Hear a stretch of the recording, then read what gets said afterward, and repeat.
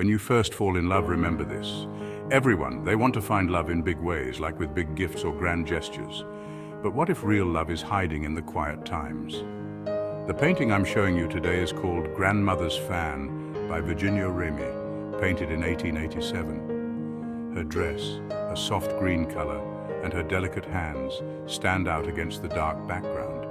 It makes you focus on her quiet presence. Just looking at her calm shoulders and the line of her neck makes us think about how kind she must be.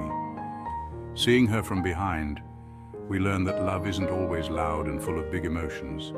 Also, love, just like her fan, should be treated gently and with care.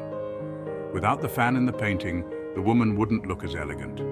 In the same way, we should treat love carefully by showing the best parts of our partners in quiet ways without bragging. If you start your love this way, that person, when you see them from behind, will be smiling.